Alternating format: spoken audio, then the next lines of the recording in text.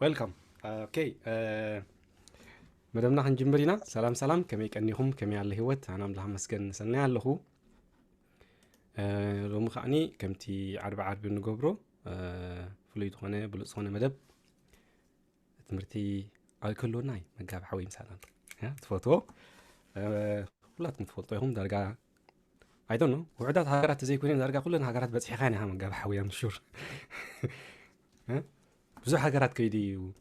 زمهر نهزبنا برخص زخوني عيانا بونانيو سلازي بحكي عدلنياتاتنا مثلا مهلاو لو مشت سلازي جزي خيوست بغتنا وخيدة كبحوي مايكو صدق ولدش حوي يغني لي سلازي طعم متوي طعم ملالي بزعبا جزار سيجن بجيكا حسرة سلو جنا خلوت زقبو نابز بلت صبو غير زقبا عني سب مخاني قالوا بزح زفلطي باللين كن تا خمتا نسخات قبران زلخا قال لي تعفكا ناتكا قبر خوني هزبي تكمي زبلو خما قال باهب لني لو مشتكا حكوسي أمونغهم أمونغو حق زفكرو زبلت ونسهم كونو خلوتو تدالو سبات تتويلي قلقل انتي اتي ناي تمرت جزينا أبكلتي خنمغلوينا اجي قال 4 دقائق زخون أنا خزاربي كاوز نتحت خون خيلي وقن 4 دقائق زخون خزاربي تحريقو نحطون ملسن كا عدل كنبينات زترفي كساع ولشي أخلوكم حجب زخن ودينا زبلنا نحطون ملسن خدالو مخنياتو اتي تمرتي قليقو اتي تقرينياي I think ناي قدمي مثلا اتي تقرينياي ناي قدمي تأبها لاي كا كمتي كل سب زارو يكونن مثلني ردوني صقم يوم جلسبات نشتي مسحة غير جمر لكم سي زحلفي أب هولندا أب منغو مدسيات كجلجل كيدس دحار إزي تقرينيا خا كبير سلازخونس كأسيل كاتزاري بيخا إلومني الرأي اليوم كم إلا خزارب تدالي خلوخ جن مزمور زمرنا إلومني تا مزمور كا نحنا نمرتا زسانة كايلن زسانة كا إخات زمرنا إلومني شعو حراي لخ زمرخ في التبلكواس أبو 5 ብር እዋን ፀገም ብድሓን ክንሰግሮ ሸልገት ሓርጭ ባሪኽካ ኣብ ዕትሮ ጎይብታት መሊእኻ ካብ መቐር ሰሚቶ ክባርኽ ቤትና ንስኻ ብሓቶ ድብል ኩሉ ነቶም ኣብ ቅድመይ ጠጠው ኢሎም ሰምዑኒ ዘለው መንእሰያት ከቢድ ዝኾነ ቃላት ዘለዋ መዝሙር ኮይና ፀኒሓ እሞ ሕጂ ሓንቲ ቃል ክትኣትውለይ ዝደሊ كبلو خلو خنت زي ترداكم وكا مليسكم كتسمعوا نابتي يوتيوب كيدكم كلا اجزي سالسا اجزي سمعكم او جن حتوتاتكم كتنبرو ليك ادخل لكم كم زي كل جزي زقبرو ولدش حوي نحتون ملسن جزي ادالينا دما كل سب كحتت مسل كنبو نخلينا مو حجي بقدتا نابتي تمرتك خيدي كمتي ابتي موعوعي تتنبيهو زلو لومي سبسي سنيتيو إزبل سنيت ناي أتحسسبو سنيت ناي حلنو هكناو سنيت ناي سمعيتيو يعتبلمو أمرون حلنان سمعيتن أب تحت زبلو زيوم سلستيوم انت تسانيوم يوم بتسب تعيون تحبويسون زنبر جي أمود داتا السن انت تسانين زنزبلكون أمرو حلنا سمعيت انت تسانين سب تعيمون تعيون كم زنبر مرتعتات نقربكو خزاربي ኣብቲ ትምህርተይ ክውድእ ከለኹ ንስኹም ክትርድኡ ማለት እዩ ስለዚ እንተ ደኣ ክትሰምዑ ከለኹም ዘይርድእ ቃል ተጠቂመ ዘይርድእ ኣባሃህላ ኢለ ኮይነ ሓዝዎ እሞ መብሪ ክትሓቱን ብቲ ናይ ሕቶን መልስን ማለት እዩ ብ17 ሕዳር 2025 ሒዶት ኣሕዋት ተኣኪብና እናዕለልና ከለናስ ስለምንታይ እዮም ኩሎም ብጥዑይ ሓቐና ዝዘራረቡ ሰባት ዘይራዳድኡ ዝብል ኣርእስቲ ተላዒሉ ንዘራርብ ነርና ሽዑ ኣብ መንጎና መጋቢ ሚልዮን ንጉሰ ዝበሃል ሓው ሓቐና ኩነታት ልቢ እዩ ዝገልፅ ብቋንቋ ምልዛብ ግን ስራሕ ኣእምሮ እሞ ምሕሳብ የድሊ ክብል ብቐሊል ቃላት ዓብ ሓቂ ተዛሪቡና ሓቂ መጋቢ ሚልዮን ምርድዳእ ፍረቕዱይ ሃቐናን ላዛ ዘለዎ ዘተን ምርድዳእ እሲ ክመፅእ እንተኮይኑ ቅዱይ ሃቐና ብላዛ ዘለዎ ዘተ እንተተገሊጹ እዩ ሃቐና እዩ ሕልና እዩ ብዝርርብ ዝግበር ርክብ ግና እዩ ኣእምሮ እዩ ስለዚ ቅዱይ ስምዒት ዝፈጥር ምርድዳእ ክህሉ ሕልናን ኣእምሮን ነቂሖምን ተሳኒዮምን ክዓይለዎም ማለት እዩ ኣብ ንቡር ኩነታት ሕልናን ኣእምሮን ተሳኒዮም ክዓዩ ከለዉ ኣብ ሰብ ቅዱይ ስምዒት እዩ ዝፍጠር ራእይ ዋዛ ዝብላ ዘለኹ ሕልናን ኣእምሮን ተሳኒዮም ክዓዩ ከለዉ ኣብ ሰብ ቅዱይ ስምዒት እዩ ዝፍጠር ብዛዕባ ሕልናን ኣእምሮን ስምዒትን ኣብ ቅዱስ ጽሑፍ ዝተባሃለ ክልተ ጥቕሲ ክጠቅስ እሞ ድሕሪኡ ናብቲ ሓሳብ ክኸይድ ኣብ መልእኽቲ ጳውሎስ ናብ ሰብ ሮሜ ካልኣይ ምዕራፍ ፍቕዲ 15 ከምዚ ኢሉ ከመይሲ ኢሉ ሕልናኦም እናመስከረሎም ሓሳቦም እውን ናሓድሕዱ እናተኻሰሰ ወይ እናተኸላኸለ እቲ ግብሪ ሕጊ ኣብ ልቦም ጽሑፍ ምዃኑ የርእዩ ኣሎ ብዛዕባ እቶም ሕጊ ከይፈለጡ ከለዉ ሓጢኣት ዝገብሩ ዝብድሉ ሰባት እዩ ዝዛረብ ዘሎ ሕጂ እዞም ሰባት እዚኣቶም ሲ ሕጊ ዘይፈልጡ እኳ እንትኾኑስ ሕጊ ዘይብሎም ግን ኣይኮኑን ንርእሶም ሕጊ እዮም ምክንያቱም ሕልንኦም እናመስከረሎም ኢሉ ብዛዕባ ሕልና ይዛረብ ሓሳባቶም ንሓድሕዱ እናተኻሰስን እናተኸላኸለን ዓገብ ተጋጊኹም ኢኹም ዘለዉ እናበሎም ይገብርዎ ስለ ዘለዉ ዋላ ሕጊ ዘይፈልጡ እኳ እንትኾኑ ንርእሶም ሕጊ ምዃኑ እዮም ዝምስክርሉ ዘለዉ ይብል እዚ ብዛዕባ ሰብ ሕጊ ከም ዝኾነ ገሊጹ ኣሎ ግን እቲ ሕጊ ከዓ ሕጊ ሕልናን ሕጊ ኣእምሮን ሕጊ ምሕሳብን ማለት እዩ ሕጊ ስምዒትን ከም ዘሎ እዩ ዝገልጽ ወሲኹ ግን ኣብዛ መልእኽቲ እዚኣ ኣብዛ መልእኽቲ ናብ ሰብ ሮሜ ታሽዓይ ምዕራፍ 1-2 ኣነ ብክርስቶስ ሓቂ እብል ኣለኹ ኣሕሱኒ ሕልናይ ይብል ሕልናይ ብመንፈስ ቅዱስ ይምስክረለይ ኣሎ ሞራሊ እቲ ዝብሎ ዘለኹ ሓቂ ምዃኑ ብስነ ምግባር ተለኪዑስ እቲ ዝብሎ ዘለኹ ሓቂ ምዃኑ ኣምላኽ ይምስክረለይ ኣሎ ብዙሕ ጓህን ዘየባት ክስቃይን ሪኹም ስምዒተይሲ ቅዱይ ኣይኮነን ምክንያቱ ኣሕዋተይ እዮም ደቂ እስራኤል እዮም ንየሱስ ክርስቶስ ብዘይ ምቕባል ክጠፍኡ ከለውስ ሕማቕ ከም ዝስማዓኒ ኢሉ ብዛዕባ ሕልንኡን ስምዒቱን ክገልጽ ከሎ ንሪኦ ኣሕዋተይ ሕልና ኣእምሮ ስምዒት ንመነባብሮ ሰብ ዝዝውርዎ ብዓይኒ ስጋ ዘይረኣዩ ሰለስተ ዘይጭበጡ ረቀቕቲ ኣቆምቲ እንትናሰብ እዮም ሰብ በዞም ሰለስተ እዚኦም ዝቆመ እዩ ብሕልና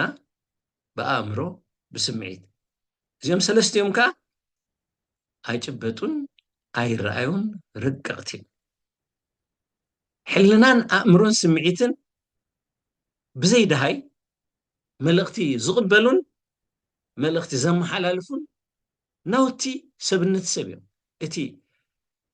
ሰብነት ወይ ፐርሶናሊቲ ናይ ሰብሲ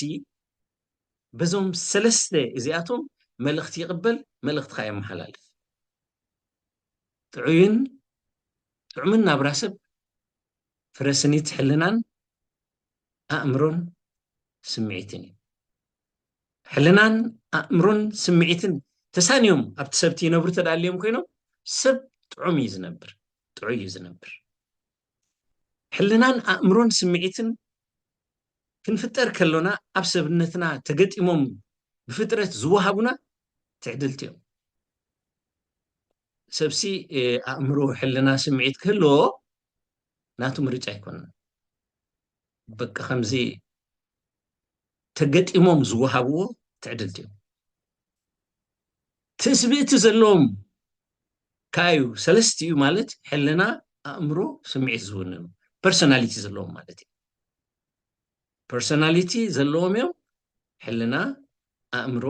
ስምዒት ዘለዎ ስለዚ ሰብ ካብ ካልእ ፍጡር ፍሉይ ዝገብሮ ሰለስቲኦም ዘለዎ ስለ ዝኾነ ሰለስቲኦም ዝውንን ስለ ዝኾነ ሕልናን ኣእምሮን ስምዒትን በቲ እንረኸቦ መንፈሳውን ምድራውን ሓበሬታ በብግዚኡ ቅርጾም ይቕየር እዩ ኣብቲ መንጎ ትምህርተይ ክትረኽቦ ኢኹም እንታይ ማለት እየ ክንፈልጥ ከለና መንፈሳዊ ፍልጠት እናወስኽና ክንከይድ ከለና ምድራዊ ፍልጠት እናወስኽና ክንከይድ ከለና ሕልናና ኣእምሮና ስምዒትና ቅርጾም እናቐየሩ ይኸዱ እዮም ኣብቲ ቀፂሎ ክትረኽቦ ኢኹም ሕልናን ኣእምሮን ስምዒትን ዝመምዩ መናፊት እዩ ነቲ ኣብ መንጎ ቅቡልን ዘይቅቡልን ንቡርን ነውርን ቅኑዕን ጌጋን ጽቡቕን ክፉእን ሓጢኣትን ጽድቅን ዝጠቅምን ዝጎድእን ዘኽስብን ዘኽስርን ዘሐጉስን ዘጉህን ሰንፈላል ዝፈጥርን ዘቕስንን ዘሎ ፍልሊ መሚና ክንርኢ ዘኽእሉና መናፊት ህይወትና እዩ ኣብ ንቡር ኩነታት እጅኻ ደጊመ እብላ ኣለኹ ኣብ ንቡር ኩነታት ሰብ ዕድመን ተመክሮን ፍልጠትን እናወሰኸ ክኸይድ ከሎ ዕዮ ኣእምሮን ሕልናን ስምዒትን ከዓ እናዓበየ እዩ ዝኸይድ ዝያዳ ሰንሲቲቭ እናኾኑ እዮም ዝኸዱ ኣእምሮን ሕልናን ስምዒትን ሰለስቲኦም ኣብ ሓደ ግዜ ብቕንዕና እንትትዓ ተቓንዮም ሰብ ጥዑይ መንፈሳውን ምድራውን ህይወት ይነብር እንተዘይተሳንዮም ከዓ እቲ ሰብ እቲ ትረፍሲ ምስ ካልእ ምስ ገዛእ ርእሱ እኳ ተሳንዩ ክነብር ዘይክእል ተናፃዊ እዩ ዝቕየር እቲ ኣእምሮኡን ሕልንኡን ስምዒቱን ኣሳንዩ ዝነብር ሰብ ግን ንሱ ኣብ ኣምላኽ ቅቡል ስለ ዝኾነ በቃ ጽግው እዩ ምጉስ እዩ ቅቡል እዩ በቃ ኣብ ኣምላኽ ተቐቢሉኒ ኢሉ ስለ ዝሓስብሲ ሓደ እፎይ ዝብለሉ ነገር ኣሎ ዕጉብ እዩ ውሽጡ ሕጂ ኣብ ከባቢኡ ከዓ ዝእመን እዩ ምክንያቱ እዚ ሰብ እዚ ኣንጻር ሕልንኡ ኣይገብርን እዩ ብገንዘብ ብዝምድና ኣይዕሾን እዩ ሓቂ ተገድሶ ተባሂሉ ብሰብ ከዓ ይእመን እዩ ሕጂ መወከሲ ስለ ዝኾኑ ሕልናን ኣእምሮን ስምዒትን በበይኖም እንተሪእናዮም ኣእምሮ ክልተ ነገር መዚኑ እዩ ዝውስን ነቶም ትፅሕፉ ምእንቲ ክሕግዘኩም ኣእምሮ ተኽእሎን ረብሓን መዚኑ እዩ ዝውስን ማለት ኣእምሮ ክግበር ይከኣል ዶ ኣይከኣልን ንዝብል ተኽእሎ ማለት እዩ ናይ ሓደ ነገር ርእዩ ይውስን ካልኣይ ከዓ ምስ ተገብረ ዘኽስብ ዶ ዘኽስር እዩ ክሳረው ዶ ይዓቢ መኽሰቡ መሚኡ እዩ ዝውስን ኣእምሮ ሕልና ግን ሞራላዊ ወገን እቲ ጉዳይ መሚኡ እዩ ዝውስን ሕልና ነቲ ብኣእምሮ ክግበር ዝከኣልን ዘርብሕን ኢሉ ዝወሰኖ ክግበር ይግብኦ ድዩ ኢሉ እዩ ዝውስን ክግበር ይግብኦ ድዩ ኢሉ እዩ ዝውስን ሕልና ሞራላዊ ወገን መዚኑ እዩ ዝውስን ስለዚ ሕልና ነቲ ዘርብሕን ክግበር ዝከኣልን መንፈሳውን ሞራላውን ወገኑ መርሚሩ ክግበር ይግብኦ ዶ ኣይግብኦን ዝብል ሕቶ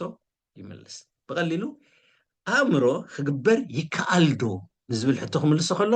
ሕልናኻ ክግበር ይግብኦ ድዩ ምክንያቱ ኩሉ ክንገብሮ ንኽእል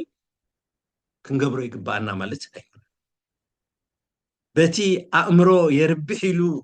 ዝበሎን ሕልናኻ ዘጽደቆን እንታይ ይስማዓካ ድሕንነትካ ኣብ ሓደጋ ኣትሺዶ ወይስ ውሕስ ኢኻ ትሕጎስ ዶ ትጉሂ ሓርነትካ ይዓቢ ዶ ትሽቁረር ትቐስን ዶ ትርበጽ ዝመምኻ ስምዒት እዩ ስምዒት ድሕንነት ሰብ ውሕስ ወይ ዘይውሕስ ምዃኑ እዩ ዝምስክር ስለዚ ኣእምሮ ክግበር ይከኣል ድዩ ዝብል ሕቶ ክምልሰልና ከሎ ሕልናኻ ክግበር ይግብኦ ዶ ኢሉ ንዝብል ሕቶ ይምልሰልና ስምዒት ከዓ ነቲ ክግበር ዝከኣልን ዝግባአንካ ውሕስነት ዝህብን ዘተኣማምንን ድዩ ንዝብል ሕቶ ይምልሰልና ንኣብነት ሓደ ነጋዳይ ወሲድና ንዛረብ ሓደ ነጋዳይ ዝነግድ ነጋዳይ ከም ኣብነት ተዳ ወሲድናዮ ንጉዳይ ትኽስብ ዲያ ትኽስር ኢሉ ሓቲቱ ከም እትኽስብ ምስ ኣረጋገፀ እዩ ንግዱ ዘካይድ እዚ ኣእምሮ ዝህቦ ውሳነ እዩ ብዓመፅ ወይ ብቕንዕና ክትከስብ ስለ ትኽእል መክሰብ ግና ኩሉ ወገን ናይቲ በደላ ኣይገልፅን እዩ ብምክሳቡ ኣምላኽ ይሕጎስ ዶ እተጎድአ ሰብ ከ ኣሎ ዶ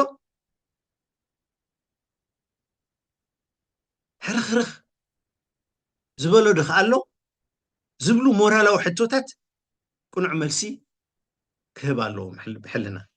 ስለዚ እቲ ሕልና ወገን ናይቲ ውሳነ ከዓ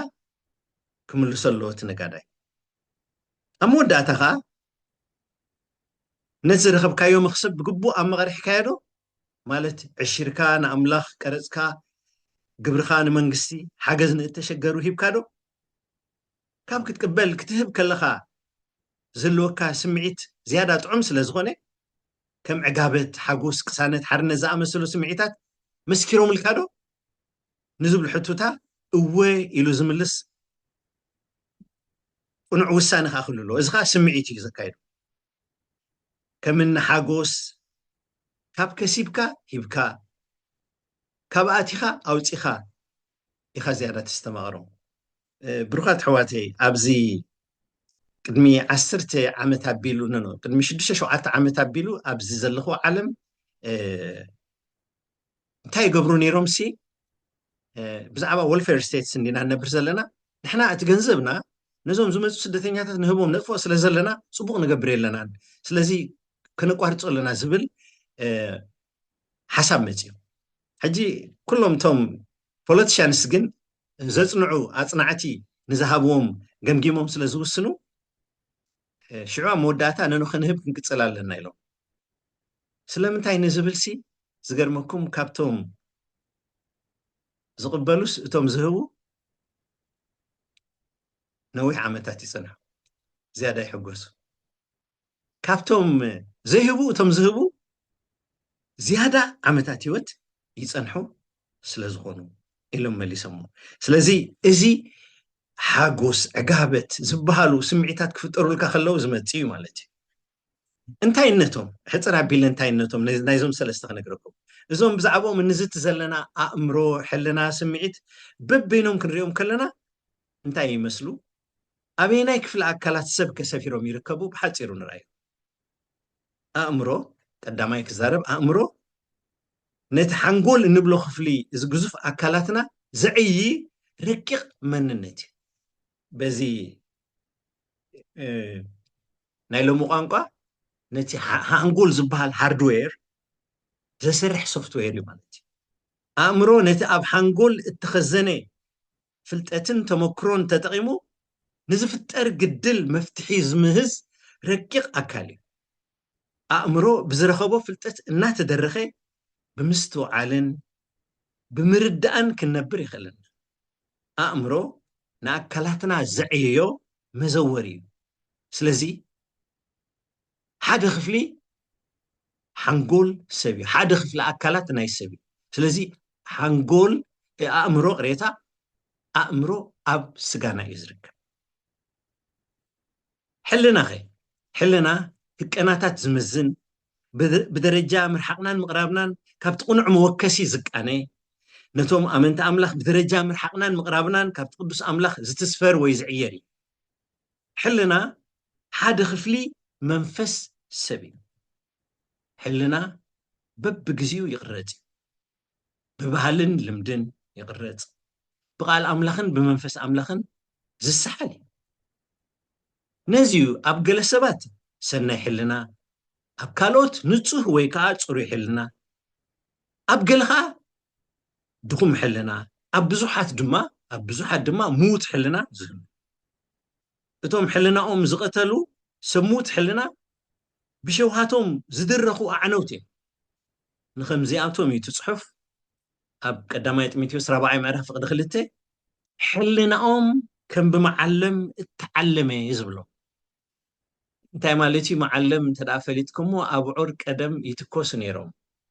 እንተስ ናይ ሓደ ሰብኣይ ምዃኑ ክፍለጡ ሓፂን ኣርሲንካ ትትክሶም ነርካ ገለውን ምፍዋስ ይመስለኒ ነቶም ከብቲ ከምኡ ገይሮም ምልክት ይገብሩሎም ነቲ ቆርበት ይቀትልዎ ስለዚ ሕልናኦም ብመዓለም እተዓለመ ማለት ሕልናኦም ዝሞተ ሰባት ማለት እዩ ክፉእ ክገብሩ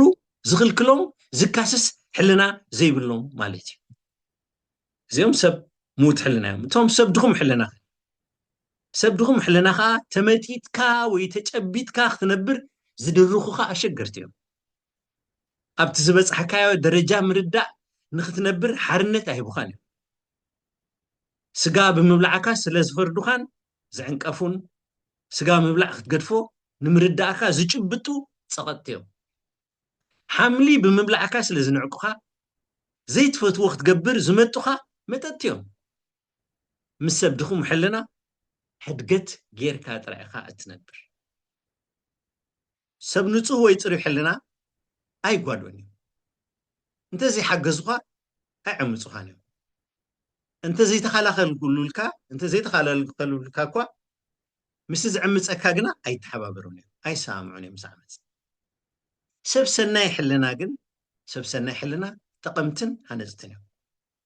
እቶም ሰናይ ሕልና ዘለዎም ንጹህ ሕልና ከዓ ኣለዎም በዞም ሰብ ሰናይ ሕልና ወይ ከዓ ሰናይ ሕልና ዘለዎም ሰባት እያ እዛ ነብረላ ዘለና ዓለም ተዓቂባ ደላ ቁርብተይ ብዛዕባ እዚ ክነግረኩም እዚ ሕልናሲ ብምንታይ ከም ዝቃነ ብፍላይ ኣባና ኣብቶም መንፈሳውያን ሰባት በቲ ፍርሃት እግዚኣብሔር ኣምላኽ ዝበሃል ቀዳማይ ጥበብ ክነብር ይኽእለና ኢኹም ሕልና በቲ ፍርሃት እግዚኣብሔር ዝበሃል ቀዳማይ ጥበብ ክነብር ይኽእለና ነዚ እዩ ኣብ ራእይ ዮሃንስ እዚ ከይትርድእዎ ትኽእሉ ኢኹም ካልእ ግዜ ግን ከብርሆ ይኽእለ 17:9 ዘሎ ኣብ መሊስ እውን ኣብ 13:18 ጥበብ ዘለዋ ኣእምሮ ኣብዚኣ ዘላ ይብል ጥበብ ዘለዋ ኣእምሮ እኮ እዩ ግን ጥበብ ዝጎደሎ እዩ ናይ ብዙሓት ሰባት እሞ ጥበብ ዘለዋ ኣእምሮ ማለት ፍርሃት እግዚኣብሔር ዘለዋ ኣእምሮ እያ እቶም ኣብታ እታ ሰበይቲ ተቐሚጣቶ ዘላ 7 ርእስስ 7 ኣኽራን እዮም ምስ በለ ጥበብ ኣብዚኣ ዘላ ቁፅሪ እቶም ኣራዊት ብቁፅሪ ሰብ እዩ እሞ ኣእምሮ ዘለዎ ይፀብፅቦ ቁፅርካ 666 እዩ ዝብል ብሩኻት ኣሕዋተይ ብዛዕባ ቺፕስ ብዛዕባ ማይክሮ ነገራት ሎሚ ብዙሕ ንዛረብ ኣለና ንርእኻ ኣለና ብኡኻ ንሰርሕ ኣለና እቲ ዝገርመኒ እዚ ቀደም ዝተባሃለ ተዋሓደ ቅድሚ 2000 ዓመት ዝተባሃለ እናረኣዩ ከለዉ ሰባት ዘይኣምኑ ወይ ንምእማን ዝድንግዩ ኣእምሮ ስለ ዘይብሎም ኣይኮነን ጥበብ ስለ ዘይብሎም በኣእምሮ ጥራይ ክትፈልጥ ትኽእል ኢኻ ኣለሊኻን መሚኻን ክትፈልጥ ግን ጥበብ ዘለዎ ኣእምሮ የድሊ እዚኣ ብዛዕባ ሕልና እያ ማለት እዩ ታሳልሰይቲ ስምዒት ሓደ ክፍሊ ነፍሲ ሰብ ብቁደት ወይ ክፍኣት ፍጻሜታት ይቃነ ስምዒት ውሕስነት ዝደሊ ክፋል እንትናና እዩ ሓጎስ እሳነት ዕጋበት ሓርነት ህድኣት ለውሃት ድንጋፅ ርህራሄ ዓቕሊ በንጻሩኻ ክፍኣት ጽልኢ ቁጥዓ ቅንኢ ጉርሒ ነድሪ ቂም ግብዝና ሕስድና ሕፍረት ጓሂ ጣዕሳ ሓዘን ተንኮል እዚኦም ኩሎም ስምዒታት እዮም እቶም ቁድያት ስምዒታት ሰናይ ንክትገብር ዝድርኹ ሓይሊ ክኾኑ ከለዉ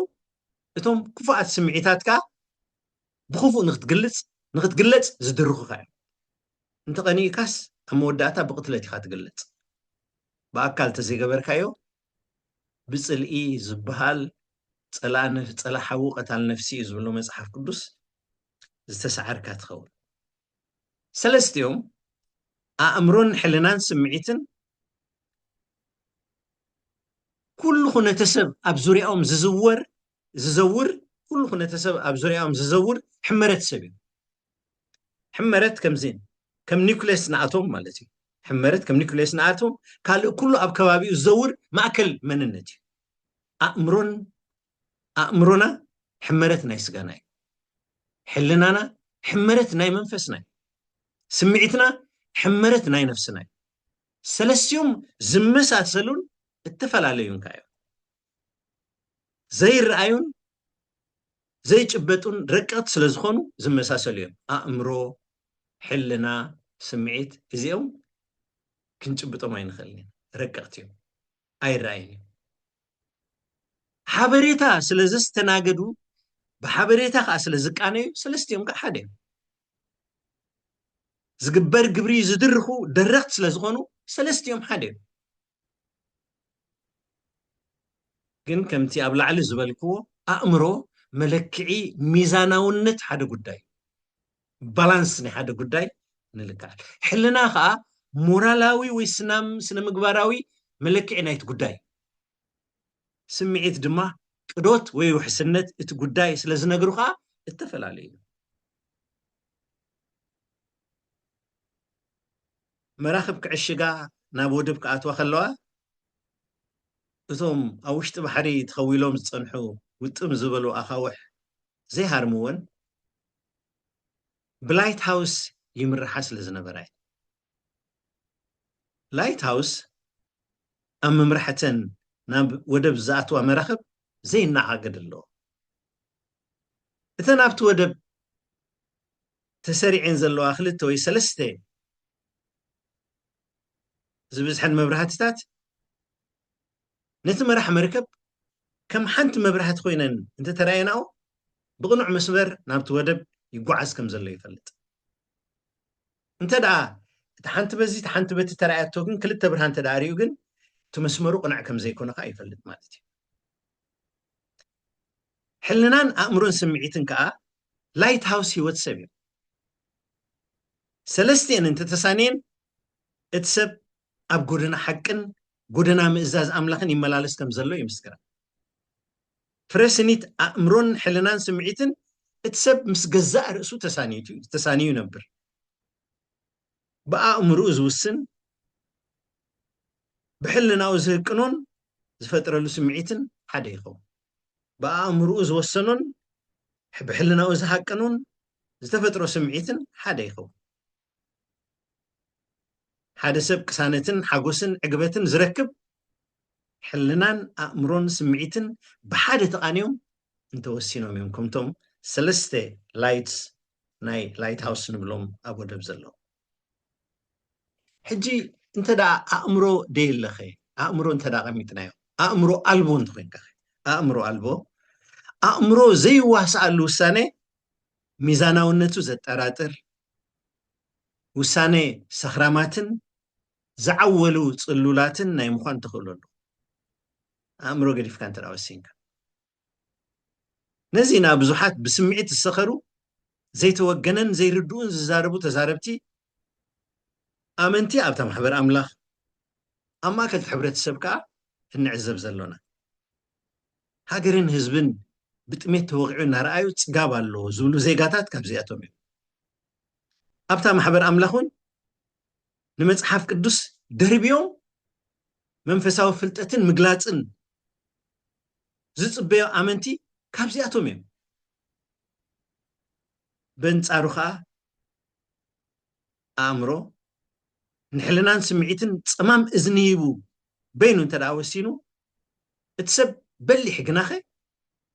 ረብሓ ጥራይ ዘገድሶ ወይ ስሱዕ ፈታው ንሱ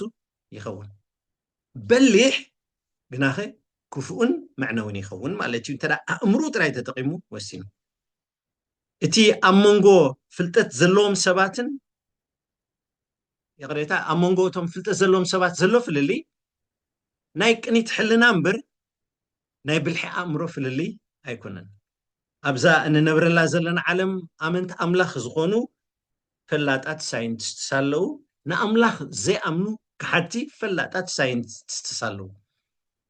إذي أمونغو مزلو فللي كنيت حلنا أمبر فللي ناي أمرو يكونن توم زامنو بفلتتهم نتقمي دك سب زخون ترايكم هزخلو توم نأمنت زيت عززو جنا زسميوم دا يخون امبر نمهزوم بملكعي مهناتن معناون هاي مزنونيم توم نأمنت تعززو مسفلتتهم ፍርሃት እግዚአብሔር بفرሃት እግዚአብሔር ዝድረኽ ጥበብ ኣለዎ ኣበርክቶቶም ንኣምላኽ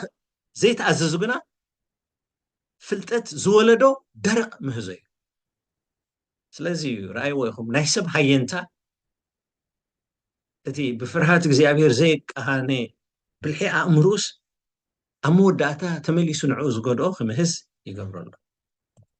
እዚኣ እንተ ደኣ ኣእምሮ ኣልቦ እያ ኢልና ሕልና ኣልቦ ተኮይኑ ሰብኪ ሕልና ዘይተዋስኣሉ ሰነኽ بملكع سنة مقبر زيت النفي أو الثاني حلنا أنت زي تواسيو تسقمتي تصدقديو تصبقيو زهنتيو زي بحال زعنو حاتياتنا يمخان تخلو عبي حدا بقى أمرو نبور زبحال زي قبل زخون ريخم بقى أمرو نبوريو جن زي قبل زخون حلنا حاتيات مخانوس لازم سكري نابنت أبزان النبر الله زلنا عالم سواين سبيتن تزي سامعهم بقليلو خفاتحو يخول يوم يبل لازم فتح نبور كوينو نبوري جن فتح صبغري صيكي ينبر صدكس أيكون حدا زي نبور كا قبول زخون حلنا مزينو صدكي مخانو مس مسكري نابنت زمرت كايو امنت كتسعب نتردأك حقي كتسعب نتوم بهايمانوتن فلسفنا انتراي زامنو زي نبور كون خيلي قناخي كن عن صدقني نأمرون سمعيتن زغوسي حلنا نأمرون سمعيتن زغوسن حلنا زي مزازن أخراري سب يفري እቶም ንእምነት ሓቂ ናብ ሃይማኖት ዝቀየሩ ሃይማኖታውያን ካብዚ ኣቶም እዮም ከምዚ ከማይ ተዘይኮንካ ጸላኤ ኢኻ ኢሎም ዝኣምኑ ሰባት ሪኢኹም ኣለኹም በቃ እዛ ኣነ ዝኣምኑ እንተዚ ኣሚንካ ጥዑይ እምነት የብልካን ተጋጊኻ ኢኻ ዘለኻ ክትነብር የብልካን ዝብሉ ሰባት ሪኢኹምዎም ኣለኹም ካብዚ ኣቶም እዮም ንኣእምሮኦም ዘይጥቀሙ ሰዓብቲ ካልኦት ዝሓሰቡ ሓሳብ ጥራይ ዘተግብሩ ሃይማኖታውያን እዮም ዝኾኑ መን ኢልካ መምህርና ኢሉና ኣብታ ቤተክርስትያን ሰሚዕና ጥራይ እናበሉ ይኸዱ ሓቂ ድዩ ዝተባሃለ ዝኣእምሮና መንፊት እንዲ ክንጥቀመሉ ዝግባአና ዘይጥቀሙሉ ይኾኑ ንከምዚኣቶም ዝበሉ ንስምዒቶም ብቐሊሉ ኣጣሚምካ ክትቃንዮ ትኽእል ኢኻ ስምዒቶም ብቐሊሉ ዝጥወ እንተኮይኑ ከዓ ተሓለቕቲ ሃይማኖት እዮም ዝኾኑ ነቲ ዝኣምንዎ እምነት ዘይቅቡል ክሳዕ ዝመስል ጉጉይ ልምምድ ዘዘውትሩ ካብዚኣቶም እዮም ክጠፍኡ ኣለዎም እዩ ሕጂ ኩሉ ሻዕ እዛ ምስላ እዚኣ መሲለልኩም ይኸውን እየ ደጊመ ተበልክዋ እውን ኣይትኸፍኣኩምና ንሓደ ሰብ ኣፍንጩኡ ሃሪምካሲ ሰርኑኡ ሴርካ ጥዑም ከተጭንዎ ይትኽእልን ኢኻ እምነት ናይ ዝኾነ ሰብ ኣቃሊልካ እምነተይ ቆኒዑ እሞ ተቐበለኒ ክትብሎ ይትኽእልን ኢኻ ኢንፋክት ንስኻ ብእምነቱ እተጠቕመ ኣገባብ ኣቀራርብኡ ፅቡቕ ዝኾነ ሰብ ኮንካ ቀሪብካ ኢኻ ወይለይ ናይ ሰብ ዝኣዘራርባ ቁኒዑ ተሰዓብናዮስ ከምኡ እንትኾናስ ኣይንጉዳእን ኢና እተብል እንትኾንካ ኢኻ ትቐበል እቶም ብስም ሃይማኖት ንመነባብሮ እቲ ብመልክዕ ኣምላኽ እተፈጥረ ብፃዮም ብመከራ ዘፅብብሉ ካብዚኣቶም እዮም እቶም ክሳድ ሰብ ብኻራ ክቆርፁ ከለዉ ሕርኽርኽ ዘይብሎም ሕልናኦም ብፅልኢ ኣንዮም እቲ ዘመዛዝን ሓንጎሎምን ስምዒቶምን ቀቲሎም ዝነብሩ ካብዚኣቶም እዮም ስምዒት ኣልቦ ምዃን ስምዒት እንተዘይተዋሲኡ ውሳኔ ሓይልን ድርኺትን ዝወሓዶ ብዘይ ህንጥዩነት ይኸውን ሓደ ውሳኔ ቁንዑን ግቡኡን ከሎ ስምዒት ኣልቦ ኮይኑ ላዛ ዘይብሉ ደረቕ ይኸውን እታ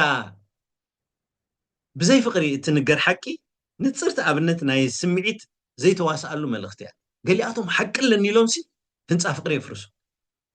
ፍቅሪ ዘይብላ ሓቂ ንሓቂ ብፍቅሪ ንፍቅርካ ብሓቂ እንተ ኣሳኒኻ ተነገርካዮ መልእኽትካ ቅቡል ዝኸውን ሓሶት እዮም ዘይንብሎም ግናኸ ላዛ ዘይብሎም ትምህርትታት ቀመም ስምዒት ስለ ዝጎድሎም እዩ ምስቶም ዝሕጎሱ ተሓጎሱ ምስቶም ዝበኽዩ ብኸዩ ማለት ኣብ ጎደና ስምዒት ብቕንዕና ከምቲ እተሓጎሰን ከምቲ ዝሓዘዘንን ምዃን እዩ ትዝበለጽ ደንግጹን ኣብ ኩነታት እትሰብኣትዮም ሕሰቡን ማለት እዩ ክቡራት ሕዋተይ ኣብዚ ቅድሚ ወርሒ ኣብዚ ዘገልግሎ ቤተ ክርስቲያን ሓደ ካብቶም ምሳና ዘገልግሉ ሓው ሽማግለ ከዓ እዩ ንቤተ ክርስቲያን ክኸዱ ኣዲኡ ነቲ ሓደ ዓመት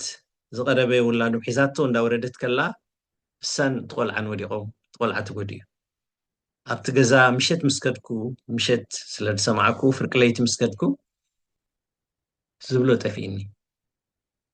ሽዑ መጽሓፍ ቅዱስ ትዝ ኢልንስ ሙሴ ቅሬታ ኢዮብ ኣብ ሓዘን ምስ ወደቀ ኩሉ ዘለዎ ምስ ጠፍኦ ደቁ ምስ ሞትዎ በይኑ ምስ ተረፈ ዕሩኽቲ መፅኦም ክፀናንዕዎ 7 መዓልቲ ሓንቲ ቃል ኣይበሉ ኢንፋክት እተን ዝበለፃ ፅቡቃት መዓልትታት ምስኡ ዘሕለፍዎ ንሰን እየን ዝበሃል ምክንያቱ ድሕሪኡ ሓጢኣት ጌርካ እንተዘይትኸውን ዝበፅሐካ ዘሎ ኣይንበፅሓካን ብምባል ኣብ ልዕሊ ቁስሉ ባሕጂሮሞ እዮም ስለዚ ገለ ግዜ ምስቲ ዝሓዝን ብምሕዛን ትፀናንዑ ኢኻ ምስቲ ዝሕጎስ ብምሕጓዝ ኣብ ጎደና ስምዒት ምስኡ ብምኻድ ትፀናንዑ ኢኻ ንሰብ ከመይ ኣለኻ ኢልካ ሓቲትካዮ ከመይ ይስማዓካ ኣሎ ማለትካ እንተዘይኮይኑ ትርጉም ዘለዎ ሕቶ ይሓትትካ ስለዚ ከመይ ኣለኻ ክንብል ከለና ከመይ ይስማዓካ ኣሎ ማለት እዩ ኣብ ቤት ኣምላኽ እንተ ዳምፅኩም ስብከታት ኮነ ዝዝመሩ መዛሙር ንሰማዕቶም ዘይትንክፉ ኮይኖም ዘለዉ ንሰማዕቶም ዘይትንክፉ ኮይኖም ዘለዉ ንስምዒት ሰብ ዝጎሰዩ ናይ መድረኽ ተዋስኦታት ይኾኑ ስለ ዘለዉ እዮም ስምዒቱ ከይተተንከፈ ውሳኔ ገብር ኣይክእልን እዩ ሰብ ስምዒቱ ክትንከፍ ኣሎ ስለዚ ስምዒት ኣገዳሲ ክፍሊ ህይወት ሰብ እዩ ህይወት ድማ ብውሳኔ ተመልአት ኣእምሮን ሕልናን ስምዒትን ናይ ሓደ ሰብ ተሳንዮም ተዳወሲኖም እቲ ውሳኔ ብምስትውዓል ተገይሩ ይበሃል ሕልናን ኣእምሮን ስምዒትን እተሰማምዕሉ ውሳኔ ኮነ ኢልካ እተገብረ ውሳኔ ስለ ዝኾነ እቲ ውሳኔ እቲ ጽድቂ ወይ ሓጢኣት እዩ ዝኸውን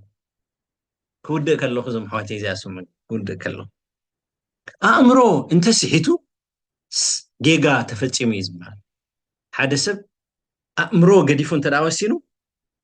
ጌጋ ተፈፂሙ ይበሃል ሕልና እንተስሒቱ ግን ሓጢኣት ተፈፂሙ እዩ ዝበሃል ስምዒት እንተስሒቱ ከዓ ምስትሕፋርን ጣዕሳን ጓህን ዘስዕብ ዕሽነት ይፍፅም ደጌመ ክብላየ ኣእምሮ እንተስሒቱ ሰብ ጌጋ ፈፂሙ ይበሃል ሕልና እንተስሒቱ ግን ሓጢኣት እዩ ዝፍፅም ስምዒት እንተስሒቱ ግና ምስትሕፋርን ጣዕሳን ጓህን ዘስዕብ ዕሽነት ይፍፅም ትምህርተይ ነዚ ይመስል ሕጂ ብሕቶ ጌርኩም ከተስፍሕዎ ከተብርህዎ ባሂብለኒ እግዚኣብሔር ይባርኸኩም ስለ ፅን ኢልኩም ዝሰማዕኩምኒ እዝንኹም ስለ ዝሃብኩምኒ እሺ ይቀኒየልና እስከ ይቀኒየልና ንበሎ ታንክ ዩ ካል መዓልቲ ክንዕድመካ ኢና ትምህርቲ ብጣዕሚ ኣገዳስን ሕይል ዝበለ እዩ ሶ ሞር ፓርት ክድልዮ ኢለ ሓስብ ኣነ ግን ኣብ ህይወት በቃ ትሕልና ዝብል ትስምዒት ተእምሮ ዝብል ዓበይቲ ሰብጀክት ይኽንብረና ምስዩ ተስፋ ይገብርካ ሞር ካብ ብዛዕባ ክነንብብ ብዛዕባ መፅናዕቲ ክንገብር ኣገዳሲ ካብ ህይወት እታ ሰላም እታ ኣድቨርት ሪናሲ ጥዑም ህይወት እያ ትብል ሓቂ ጥዑም ህይወት ጊታር እንድሕሪ ተቃንያስ ጥዑምቲ እያ ትኸውን ተዘይ ተቃንያኻ ኹም ሕጂ ኮመይ ክብለና ምሲ ህይወትና ጣዕሚ ክህልዎ እትኮይኑ ዘራርባና ጣዕሚ ድቃስና መጋግባና ኩሉ ጣዕሚ ክህልዎ እትኮይኑስ ሕልናና ቸክ ንግበር መኪናና ከመ ቸክ ንገብር ኣብዛ ዓዲ ኤሞቲ ዝበሃል ኣለምሽ ኣብ ዓመት ጋራጅ ትወስዳ ኣለካ እታ መኪና ሴፍ ቲ ሮድ ሴፍ መጣን ክኸውን ማለት ስለዚ ከምኡ ድማ ሕልናና ቸክ ንገብሮ ኣእምሮና ከዓኒ ብዓብዪ ካ ተሓሳስበናን ክመረና ምሲዩ ብሓቂ ብሉፅ ዝኾነ ትምህርቲ ይቀኒየልና ብዙሕ ሕቶን መልስን ግዜ ክህልወናይ ሕጂ ወልድሽ ሓወይ መኪናና ጥራይ ግን ኣይኮንና ቸክ ንገብሮ ኣነ ኩሉ ሻዕ ክድቅስ ከለኹ ብዛ መደቀሲ ሲ ጥዑም ዝድቅስ መዓስ ምስለካ ምስ ሕልና የተዘራሪበስ ሎም መዓልቲ እንታይ ኮን ገይረ ይኸውን ንመን ጎዲኤ እንታይ ክገብሮ ዝግባኣኒ ዘይገበርክዎ ኣሎ ክገብሮ ዘይግባኣኒ ዝገበርኩ እንታይ ኣሎ ኢለ ቸክ ጌረ ክድቅስ ከለኹ ድቃሰይ ጥዑም ይኸውን ስለዚ ሰብ ቀሲኑ ዝነብር ያ ኣእምርኡ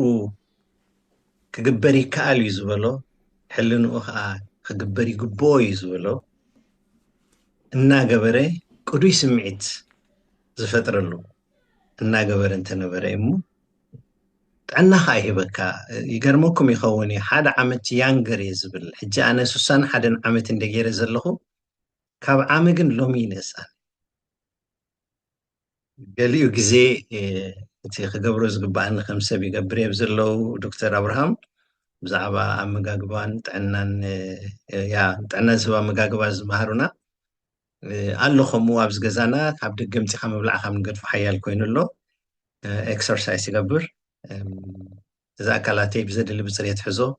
እኹል ድቃስ እድቅስ እኹል ዕረፍቲ ምዝንጋዕ ከዓ ኣብ ዘድልየኒ ይዘናጋዕ ስለዘን ሓሙሽተ ዘድልያን ነገራት እናገበርኩ መዓልታዊ ይነብር እሞ ሓደ ዓመት ያንገር እንዳኾንኩ ከይድ ኣሎ ፅቡቅ ውሳኔ ዘሐጉስ እዩ ኦኬ ናብ ሕቶን መልስን ክንከይድ ኢና ቅድሚ ግን ዶክተር ኣብርሃም ካብ ዘከርካዮ ክሪኦ እውን ፀኒሐ ኣብዚ ሰሙን ዝመፃት መፅሓፍ ኣላ ናይ ዶክተር ኣብርሃም ሓዳሽ መፅሓፍ ክንዕድሞ ኢና ንመዘሎ ዓመት ብዙሕ መደባት ኣለና ክመፃና እዩ እታ ካልእይቲ ሕታምያ እዚኣ ግን ኣብ ዓዲ እንግሊዝ ውሑዳት መፂና ኣለዋ ናይ ካብ ይርጋ ኣለም ክትወስድዎ እንትኽእሉ ኢኹም ማለት ፖስት ገይረልኩም ኣለኹ ገለ ሰዓዋ ከለኹ ካብ ይርጋ ኣለም ውሰድዋ እታ መፅሓፍ ኣብ ዝመፅእ ከዓ ሞር ካብ ብዛዕባ ክዛረብ እየ ስለዚ ዶክተር ኣብርሃም ዝመፅእ ወር ሓደ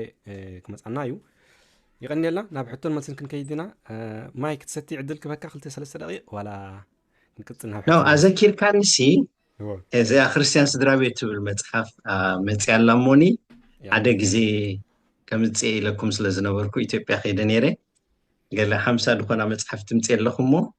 ሒዘልካ ክመፅእ ድሓን ኣብ ዝመፅእ ዘሎ ዕለት 18 ናብ ለንደን ክመፅእ እቶም ዝደልዩ እዛ ክርስቲያን ስድራ ቤት ክረኽብዋ ከሎ ታንክ ዩ ያ ኣድቨርት ክገብርያ ሽዑ ሕጂ እውን ናትካ ቴሌፎን ፍቃደኛ ኒሃ ፖስት ክገብረሎም ኣብዚ ካብኣ ክረኽቡካ ክእሉ እዩ ምሽ የስ ፖስት ክገብርያ ኣብዚ ኣብቲ ናይ ዩቱብ እውን ኣብ ታሕቲ ምናልባት እቶም ነዚ መልእኽቲ ብዩቱብ ትሰምዑ እውን ኣብ ታሕቲ ክንገብረልኩም ኢና እቲ ዘሎ መፅሓፍቲ ተጠቀምቲ ንኹን ኦኬ ናብ ሕቶን መልስን ክንከይድ ኢና